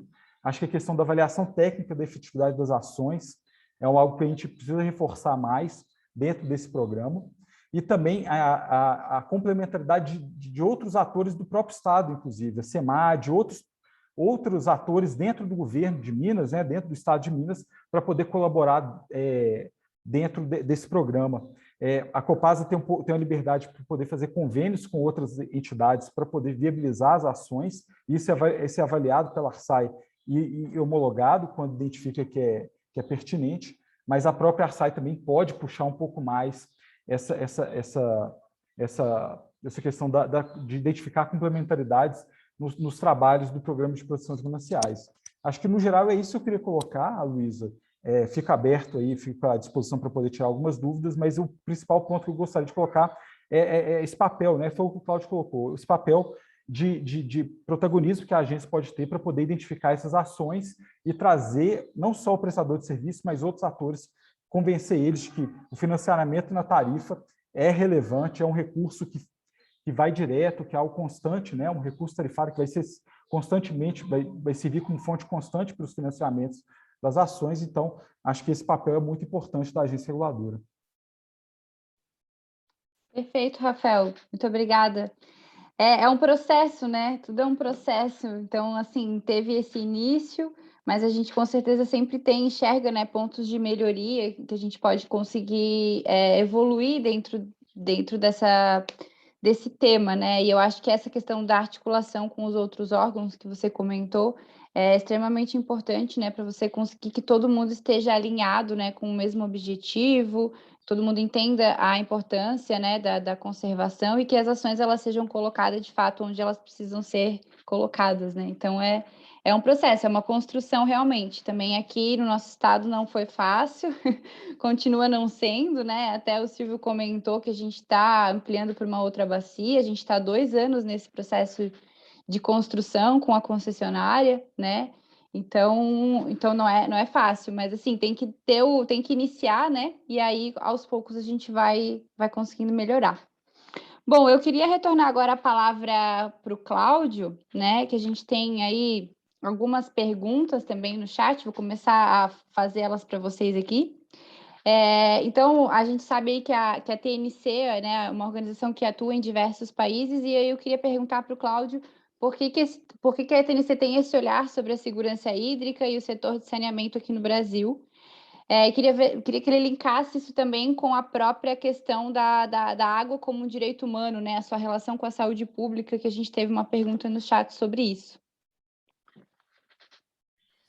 Perfeito, Luísa. A TNC ela é uma organização global, né? Então, hoje ela atua em mais de 170 países, mas muito embora em cada local desse, né, nossas equipes técnicas sejam de pessoas, cidadãos de cada país, né, então ela é uma organização bastante capilar nesse aspecto, mas globalmente, vamos dizer, a gente tem uma concentração de esforços em alguns temas, né? E segurança hídrica, globalmente, para a TNC, é um dos temas importantes. Então, bom, aqui no Brasil, a gente tem esse olhar, não só especificamente sobre o setor de saneamento, mas sobre outros aspectos também da gestão de recursos hídricos, né? O Brasil tem uma legislação sensacional de gestão de recursos hídricos, né? Ainda bastante moderna, vamos dizer que tem um potencial enorme, né, de ser bastante eficiente, né? Agora, um dos nossos papéis nesse processo, acho que alguns aqui, né, Silvio, Rafael, Devanir mencionaram, nossa participação em diferentes momentos, de diferentes maneiras. Então, realmente, tendo esse olhar global, eu vejo, vamos dizer, que a gente tem uma possibilidade de contribuição, né? Contribuição em catalisar esses debates, em levantar os temas e congregar diferentes públicos, né? Esse é um dos pontos que eu acho um diferencial, então, de prover essa convergência, vender essa ideia de olhar de longo prazo, né? Às vezes, muitas vezes na gestão pública, vamos dizer, nós ainda somos uma democracia bastante jovem, né? E hoje a gente inevitavelmente fica atado aos ciclos de 4 em 4 anos e, vamos dizer, a gente não tem um planejamento de longo prazo, né? Quase para nada no país. Então, é um dos papéis, vamos dizer, que também a sociedade civil, que um dos setores que a TNC representa, tem, de trazer essa visão de longo prazo, de tamponar esses processos de quebra, né, de planejamento, e realmente, o Devanir bem mencionou, né, os casos ali no Distrito Federal, hoje meio que independem da gestão política, partidária, vamos dizer, de quem é que está no poder no momento, porque já se criou ali um arranjo institucional que dá esse tamponamento, quer dizer, faz a coisa ser mais permanente. Uma das, né, especificamente sobre o saneamento, um estudo que a TNC fez alguns anos atrás, globalmente, olhando 4.000 cidades no planeta, entre cidades médias e grandes, chegou a alguns valores interessantes, alguns dados interessantes. Um deles, que 40% das áreas de manancial dessas 4.000 cidades já se encontram degradados. Quer dizer, isso é um dado muito importante que converge com todas as outras referências técnicas que a gente trouxe ali na apresentação. Dos investimentos feitos globalmente no setor de saneamento, menos de 1% hoje é canalizado para o cuidado com mananciais, né? Então, ainda a gente consegue identificar esse gap e, portanto, atua de maneira a mudar esse cenário, né? Quanto a alguns dos pontos aqui, especificamente sobre o estudo, né, que eu acho interessante, Devanir comentou bastante, né, e o Silvio também, sobre o PSA, o pagamento por serviço ambiental, que é dos instrumentos, uma das ferramentas que a gente tem ao dispor, e o saneamento tem ao dispor, para estender as fronteiras das suas plantas, da estação de tratamento de água, envolvendo essa comunidade que vive nesse território. Hoje a gente tem uma visão bem mais realista sobre o PSA, né, sabendo de tudo que envolve, todo esse trabalho feito com cada um dos reguladores aqui e os outros atores locais. Quer dizer, existe todo um custo implícito nesse investimento, que é esse custo do arranjo, que é esse custo da construção do acordo, do entendimento comum. Essa é a primeira fase, primeira parte. Feito isso, né, aí a gente entra no planejamento técnico, onde muitas vezes a gente consegue contribuir, como foi o caso, né, do caso desse estudo legal. E, por fim, a gente chega na demanda de implantar isso em campo, onde, como a Helena comentou ali, às vezes a TNC também acaba ajudando ali também, pegando na enxada e plantando muda. Então, a gente procura atuar em todos esses pontos de forma que a roda gire, né? E, enfim, acho que um dos pontos aqui que eu acho importante destacar é essa noção de complementariedade das políticas, né? E aí que a gente procura atuar, de mostrar que as coisas não se sobrepõem, as coisas elas se complementam. E é um jogo de xadrez, né? Um jogo, quer dizer, é um quebra-cabeça. E no final das contas, é um trabalho bastante divertido de se fazer também. Obrigada, Cláudio.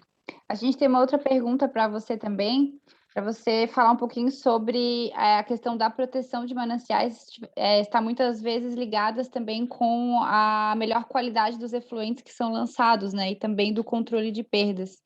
Então, como é que você enxerga essa questão também? De novo, eu vi a pergunta ali do José Paulo, né? Isso. Bom, a gente tem diversas frentes para atacar, né? Então, sem dúvida, né? A gente olha uma bacia hidrográfica completa, né, com diversas cidades ao longo de um trecho de um rio, você vai ter esse problema sim, né? Então, as soluções baseadas na natureza, elas também têm um papel nesse ponto, né? Vamos dizer, melhorar a eficiência de sistemas de tratamento. Hoje a gente atua muito pouco nisso, né? Aqui no Brasil, em quase nenhum caso. Mas o que eu chamo a atenção para a necessidade de complementariedade, né? Então, para o tratamento de esgoto, também já existem políticas, existem os planos municipais de saneamento básico, e aí eu concordo plenamente. É um problema sério no Brasil, né? Precisa ser atacado, tem suas próprias políticas, e, vamos dizer, a gente tem que ir caminhando e fazendo, né, empurrando cada um, não deixando nenhum pratinho cair, né? Então, realmente vejo isso como um problema também importante, mas, novamente, não excludente.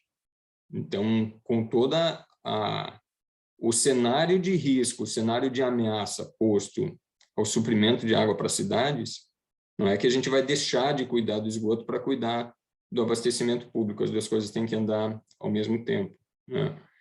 E, bom, mesma coisa, né? A situação de perda de água, os índices são bastante ruins no Brasil, né? Então, na média, ali, a gente tem 36%, 38% de perdas.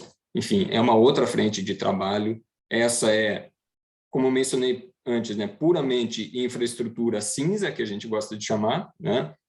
E, de novo, uma não exclui a outra. Isso também é necessário. Também tem seus investimentos, também demanda o acordo político, né? Perfeito, Cláudio, obrigada. Vou transmitir aqui alguns comentários para vocês, eu não sei se vocês estavam dando uma olhadinha no chat, mas a gente tem muitos parabéns aqui, parabéns para a Helena pela iniciativa, é um papel muito semelhante ao do Comitê de Bacias em escala mais local. A melhoria da qualidade da regulação é fundamental, especialmente levando boas experiências de agências como da ADASA. Muito bom, Helena, parabéns pelo seu trabalho. O Estado de São Paulo sempre à frente nas questões ambientais da região Sudeste. Novamente, ótima iniciativa, requer boa comunicação e transparência. Parabéns, Devanir, por continuar o trabalho de qualidade que você fazia na ANA. Aí agora a gente tem algumas perguntas aqui para o Silvio, né? Qual a contribuição do consumidor no financiamento de Santa Catarina? No Rio de Janeiro, esse valor é cobrado na conta de água do mesmo consumidor, com valor da mesma ordem do valor relativo à cobrança pelo uso da água.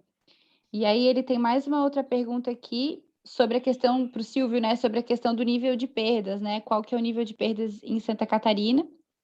Mas eu acho que essa questão da perdas a gente acabou também respondendo, né, que não são ações excludentes, né?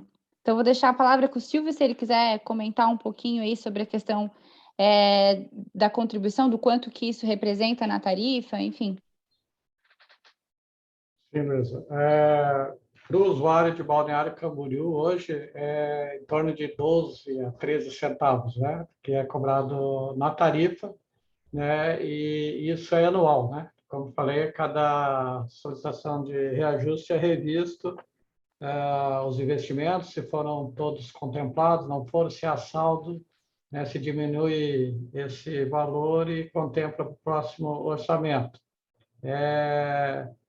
Quanto às perdas, né, a nossa revisão tarifária ela tem um capítulo lá e tem uma previsão, né, para as empresas que nós estamos aplicando a revisão tarifária, de um percentual no primeiro ciclo para eles diminuírem as perdas. É outro programa dentro do fator X lá, né, dentro da nossa metodologia, que também nós temos esse olhar, né, para as perdas. Lembrando sempre que esse índice de 30%, 32%, 34% não são perdas totalmente físicas, né? Nós temos aí essas perdas, elas são desse volume tratado que é macromedido das estações de tratamento e acaba vindo para distribuição e não chega a 30%, nós temos aí perdas físicas e perdas econômicas, né? Perdas, os famosos gatos, né? Que muitas vezes chegam a 50%, 60% desse 30%, né?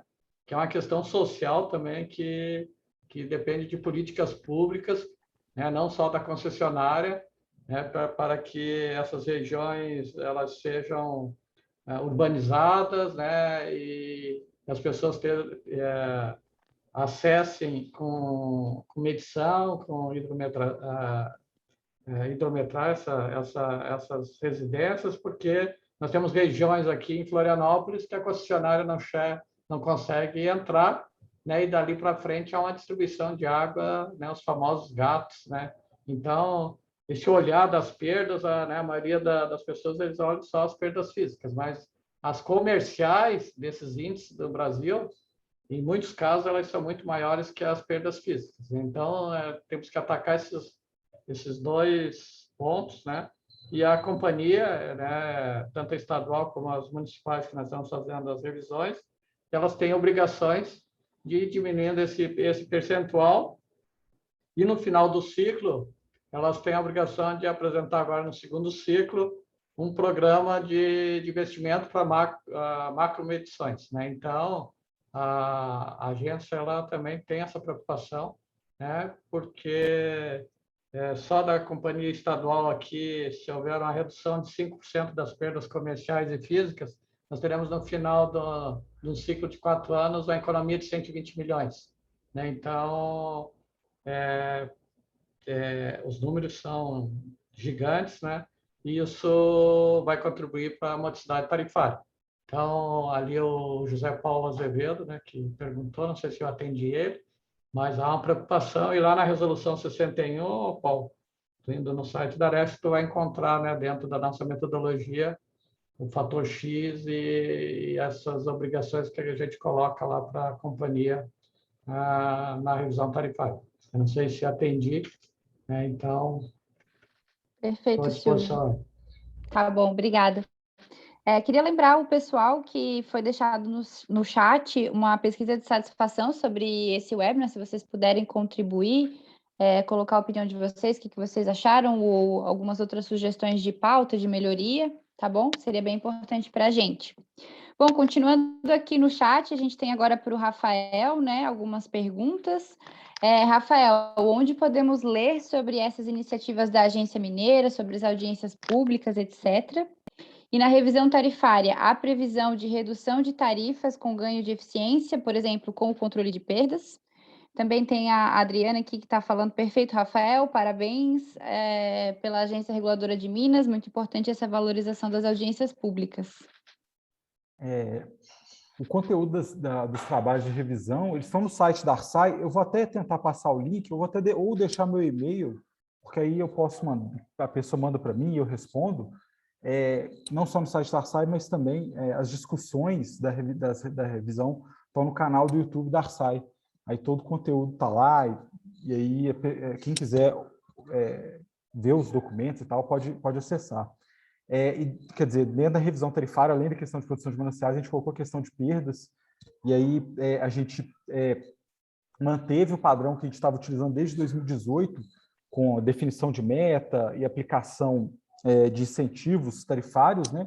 E a gente está procurando aprimorar esse instrumento com nível econômico ótimo de perdas, coisas que, por exemplo, a Arcesp já adotou. Então, a gente está tentando, assim como produção de mananciais, a gente está aprimorando os mecanismos para tentar chegar no melhor termo, que é a redução de perdas e melhoria da conservação dos mananciais. Perfeito. Obrigada, Luísa, Rafael. só para deixar em destaque também que todo o nosso processo houve, né, muitas consultas públicas, audiências públicas pelo Estado todo, né, para aprovar essa metodologia de revisão tarifária e também da questão do produtor de água, né? Então, a gente fez várias audiências aí pelo Estado, né? Foram 6 audiências públicas e várias consultas públicas, né, para terminar o processo. Sim, perfeito, Silvio. Bom, a gente já está encaminhando para o final aqui. Eu vou deixar uma última pergunta para todo mundo responder, pode ser? Última rodada. E aí também já fazer as falas de encerramento, porque o tempo já está curto. Mas como foi apresentado ali pelo Cláudio, né, a gente tem essas questões dos relatórios de risco do Fórum Econômico Mundial, que indicam esse risco hídrico como sendo de alta probabilidade e alto impacto para a economia global. Também tem o relatório ali do painel intergovernamental sobre as mudanças climáticas, que traz essas evidências, né, de que as mudanças climáticas e os eventos climáticos extremos, eles estão se intensificando. E aí, por outro lado, a gente também tem a aprovação aqui no Brasil do novo marco legal de saneamento, né, que vem priorizando alguns temas, como, por exemplo, o alcance das metas de universalização até 2033. Então, eu queria deixar uma reflexão aqui, uma pergunta para vocês, se vocês puderem responder e já também fazer as falas finais, né? Como que o setor de saneamento e o poder público, eles podem se preparar para enfrentar esse cenário de risco que está sendo trazido, né, pelos cientistas e especialistas, e o que a gente pode, talvez, pensar nos outros países, né, copiar dos outros países, como que o saneamento ele pode trazer esse cuidado com a água. Isso até foi uma das perguntas do chat também. Então, eu vou abrir primeiro, acho que para a Helena, se ela puder finalizar aí para a gente rapidamente. Sim, vamos lá. Primeiro, eu não sou da área de saneamento, né? Então, eu queria dizer para vocês que eu estou muito feliz com o que escutei aqui hoje. Eu acho que todos nós amadurecemos muito nos últimos anos, né? A vantagem da gente ficar meio velha é que a gente já viu muita coisa. Em 95, eu coordenava a área de fiscalização na Secretaria do Meio Ambiente de São Paulo. E eu me deparei com uma situação interessante, que eu constatei que o que se gastava para comprar algicida, para tratamento da água, só no reservatório da Guarapiranga, era mais do que o meu orçamento para fiscalizar os mananciais na região metropolitana de São Paulo. Então, a gente investia, a sociedade investia em remediar e não investia em proteger, né? E nessa época, quando eu fiz esse questionamento, isso foi totalmente rechaçado, e hoje eu estou vendo o setor de saneamento puxando esse debate, né, de uma maneira muito interessante. Assim como também, no passado, a gente via o setor de produção agrícola versus o setor de meio ambiente. A gente falava agricultura versus meio ambiente. Está muito claro para todo mundo hoje que a gente tem que olhar o território como um todo e que existem soluções interessantes para as áreas de produção agrícola que contribuem bastante para essa agenda de segurança hídrica e também para a agenda de conservação da biodiversidade e de clima. E isso traz resiliência, e eu acho que se a gente não olhar para as coisas de forma integrada, isso que vem pela frente vai nos levar a gente vai sair cambalhotando assim, ficando pelo caminho. A única solução possível é esse olhar integrado do território e pensar na frente. E aí as soluções baseadas na natureza são, acho que, uma resposta que a gente pode e deve dar, não só para reduzir riscos, mas também para aumentar a resiliência do território. Então, eu acho que o caminho que está apontado aqui, que está apontado nesse debate, é, de fato, a saída e é por onde a gente tem que percorrer. E eu estou muito, muito feliz mesmo de estar ouvindo isso aqui hoje do setor de saneamento. Ganhei meu dia aqui, vou ter um fim de semana bacana e já vou tomando uma para comemorar mais tarde. Então, acho que é isso. Obrigada, parabéns para vocês todos pela posição inovadora e com a visão de futuro. Eu já tinha dito para o Silvio antes que o que eu vi acontecendo em Santa Catarina é a coisa mais importante que eu tinha visto na questão de gestão ambiental. Reforço aqui isso, agora não só mais para Santa Catarina, mas para São Paulo, Minas o Distrito Federal e todos os outros que estão se envolvendo nessa agenda. Obrigada, gente. Muito obrigada, Helena. Devanir, por favor. A gente não está te escutando. Você tem que ligar.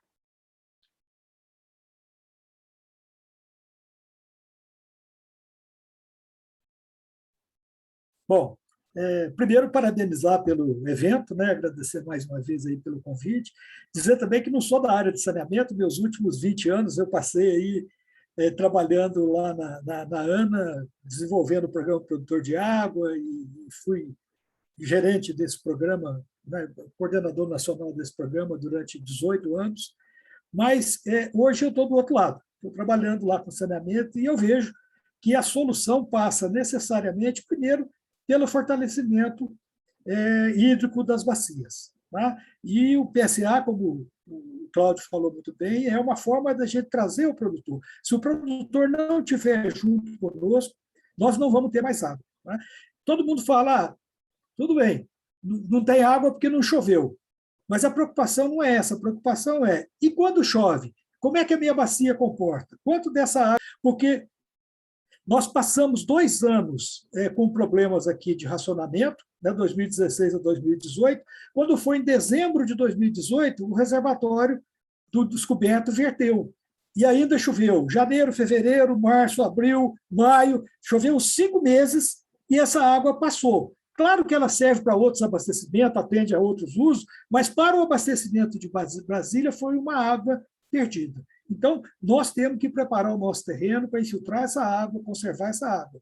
E, de um outro lado, nós temos que ter soluções também para o nosso saneamento, porque nós estamos falando de novo saneamento, de município que não tem capacidade de fazer saneamento, mas nós temos que entender que grandes municípios que já fizeram saneamento não conseguiram atingir o nível necessário.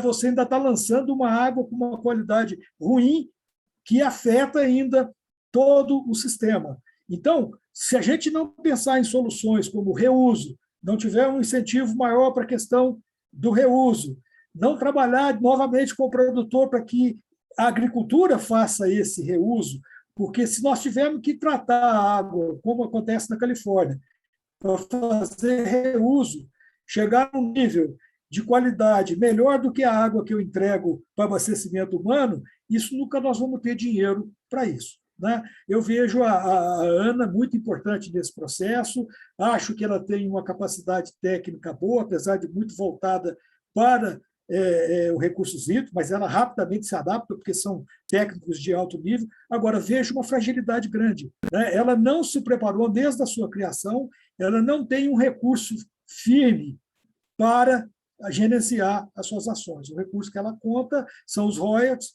que são contingenciados em determinadas épocas, e são poucos frente ao grande desafio que nós temos. Então, se a gente não pensar um pouco nisso, e aí eu digo isso por quê? Porque a DASA, nesse sentido, apesar de estar falando do Distrito Federal, uma área bem localizada, mas ela, ao criar a DASA, você se preocupou primeiro com a sustentabilidade financeira dela. Então, isso é fundamental, porque se ela não tiver fôlego, ela não vai ter como apoiar. Então, o caminho que eu vejo é um pouco nessa linha, apesar de não ser no setor, eu também já tenho uma vivência aí de mais de 30 anos aí na gestão de recursos hídricos, e a gente tem observado essas questões. Ok? Era o que eu gostaria, espero ter contribuído aí e agradeço muito a oportunidade. Obrigada, Devani. Silvio, por favor. Primeiro, agradecer, né, pela oportunidade, Luísa, e toda a BAR, né, pela estrutura, e E quanto né, ao programa, eu acho que ele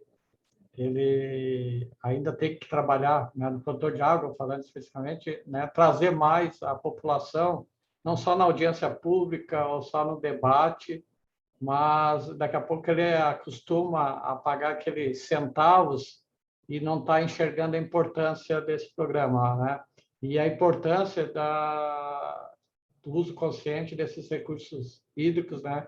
Tá logo ali, né? Hoje, a 2 quilômetros, daqui a pouco está a 10, 15, 200, né? E vai se perdendo a visão da onde vem, né, o recurso hídrico, onde a água chega na minha casa, na minha torneira. Então, eu vejo que o programa, né, em Balneário Camboriú vem trabalhando, a mídia, né, tem dado espaço, mas nós temos que trabalhar mais com a sociedade, né, e a questão de mudanças climáticas, todo o hábito e a cultura, a gente tem que iniciar em casa, né? E se a gente não trazer a população, né, para que use o recurso consciente, tenha, né, essa racionalidade de usar, né, dentro de uns parâmetros mínimos, né, nós avançaremos a cada vez distâncias maiores, né, e com menores volumes, né, de recursos hídricos para abastecimento dentro da área das companhias que fazem a distribuição e cuidam do saneamento, né? Então, né, Luísa, nós deixamos à disposição de todos, nós estamos lá na Aresp, coloquei ali meu e-mail, né? A gente está à disposição dos que estão participando aqui da webinar, e qualquer dúvida e informações complementares, nós estamos à disposição, né? Nós temos um grande desafio, né, como reguladores, buscar diminuir perdas, aproveitar melhor os recursos, mas também as agências no Brasil estão engateando, né? Nós temos aí 25 anos, a nossa agência mais antiga, e a cultura da agência, tanto que é difícil para a população, né, o reconhecimento dentro dos próprios governos, o Evani falou da contingência de recursos, né, do próprio governo, nossos pares, às vezes não têm o conhecimento da importância de uma agência reguladora, né, para o Estado, né, para o país, e a população, né, está muito longe também das agências, né? Tivemos agora a Anvisa com a pandemia, houve essa aproximação da importância de uma agência, mas nós temos essa dificuldade também de aproximar da população, né? E esse é um grande desafio para as agências também reguladoras. Obrigado aí pela oportunidade. Obrigada, Silvio. Rafael, se você puder comentar um pouquinho para a gente encerrar. Primeiro, agradecer pelo convite, em nome da Arsai. A Arsai vai estar sempre à disposição para esse espaço, né, muito importante, que tem para esse debate da questão de como implementar, como inserir dentro do saneamento, na tarifa, a questão da conservação de mananciais. E o que eu gostaria de ressaltar é o que eu comentei, o próprio Cláudio comentou, que é a questão do papel da agência reguladora. Eu acho que já passou da hora das agências inserirem isso de forma prioritária nas tarifas, né? Esse debate não pode ficar de lado. Eu acho que é um dos pontos centrais de qualquer revisão tarifária. E aí, quer dizer, agora com a questão das normas de referência da ANA, acho que a ANA também tem que colocar esse tema também como para ser tratado dentro das normas de referência, né? A estruturação tarifária, a construção tarifária tem que contemplar esse tipo de ação. Então, acho que as agências reguladoras já têm um histórico, né, com esse tipo de ação, e isso deve servir de referência para a ANA, para inserir dentro das normas de referência. Acho que a BAR, as agências reguladoras têm que fazer esse movimento junto com a ANA para inserir dentro das normas de referência e aí servir como regra, né, que toda agência reguladora, dentro das suas revisões tarifárias e ajustes, considerem isso nas tarifas. Acho que é fundamental e já não já está atrasado, eu acho. Acho que todos deveriam já colocar isso dentro da pauta de discussões. Mas, mais uma vez, obrigado, e a Arsai está sempre à disposição para esse espaço de debate sobre conservação de mananciais. Valeu. Obrigada, Rafael. Cláudio, você quer falar algumas palavrinhas também? Luísa, bom, já estamos aqui em cima da hora, né? Mas acho que essa reflexão sobre se o setor de saneamento está preparado, acho que nesse momento ela é essencial, né? E tem todos os meios para, se não está preparado ainda, se preparar, né? Então, caminho para isso. Foi bem comentado aqui o fortalecimento da regulação. Aí eu, falando como cidadão brasileiro, eu vejo isso como essencial, né? Do cidadão enxergar a regulação como um aliado, como alguém que está ali para defender o seu interesse individual como cidadão, né? Agora, essa publicação, ela resulta nesse esclarecimento sobre o marco legal brasileiro. Responde ao saneamento. Sim, tome a liderança, não existe obstáculo para a sua liderança. Então, esse acho que é um dos outros pontos que contribui para essa preparação. Agora, considerando também as evidências dos riscos que a gente comentou, então aí a gente, né, entra nas salas de tomada de decisão, né, nas cadeiras realmente de diretorias, presidências e tudo mais. As evidências estão aí, elas são fortes, né, o embasamento é sólido, então eu acho que agora esse é o caminho inevitável, né? Que isso passe a realmente ser considerado como uma atividade inerente ao setor que não pode ficar sem ela, né? Então, também fico bastante feliz aqui com esse momento, né, da gente colocar esse documento para a sociedade e, enfim, agradeço também o setor todo da regulação, a ABAR, os reguladores parceiros aqui sempre abrirem as portas para a TNC, a gente poder trabalhar junto. Tá bom, Cláudio, muito obrigada. Então, exatamente, né, essa publicação ela foi desenvolvida pensando exatamente nesse paradigma que a gente tem do setor de saneamento, de que é uma coisa que não está ligada com recursos hídricos, né? E, na verdade, a gente consegue provar demonstrando pelas diversas políticas públicas que regem aí recursos hídricos, meio ambiente, saneamento, de que sim, é possível, né? E aí a gente tem também, né, para corroborar com isso, a própria lei, né, um novo marco legal de saneamento que trouxe essa figura da reservação de água bruta para dentro do serviço de abastecimento de água, reforçando ainda mais esse entendimento de que essas políticas públicas, elas são, sim, interrelacionadas, apesar de elas estarem em leis distintas, né? Então, é mais nesse sentido que a gente trouxe esse documento, tá? Esse documento ele vai ficar disponível, né, no site da ABAR, no site da TNC, depois a gente pode também encaminhar para todos os e-mails aqui do pessoal que se inscreveu. É um documento público, né, para todo mundo que quiser consultar. Para encerrar, eu queria ler só uma... A gente não vai conseguir tirar todas as dúvidas do chat, né? Infelizmente, a gente já está aqui no avançar da hora do evento, mas eu só queria trazer um depoimento aqui para vocês, que eu não sei se todo mundo está lendo o chat, do Samuel. Ele fala assim: hoje é um dia histórico com a construção conjunta com o White Paper, cuja incorporação das soluções baseadas na natureza junto ao setor de saneamento configuram um aprimoramento e uma maior proteção ao setor e aos seus usuários, especialmente em tempos de mudanças climáticas, onde a resiliência é uma resposta-chave para absorver tais impactos. Parabéns à ABAR e às suas associadas, com as agências reguladoras, em especial a Aresc, que abriu a fronteira, mas também a Arsai, a DASA e a Arcesp. Parabéns a todos os debatedores aqui presentes. Então, com isso, né, eu queria agradecer aos nossos especialistas, né? Obrigada a Helena por participar aqui conosco, obrigada ao Devanir também, ao Silvio, ao Rafael, ao Cláudio, que também apresentou aqui para a gente, né? A participação de vocês aqui foi muito, muito importante a gente ter esse debate. Pena que a gente tem pouco tempo, né?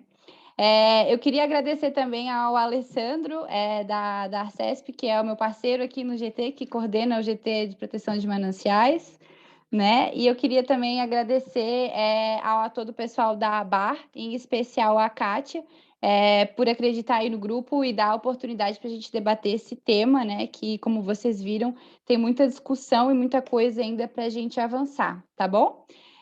Agradecer também a presença de todos vocês aqui. Esse evento ele vai ficar gravado, então qualquer coisa, se vocês quiserem rever ou repassar para alguns colegas, tá bom? E a gente fica sempre à disposição de todos vocês.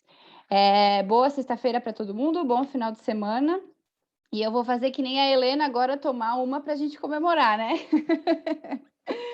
Muito obrigada, gente. Até mais. Tchau, tchau. Obrigado, gente. Até mais.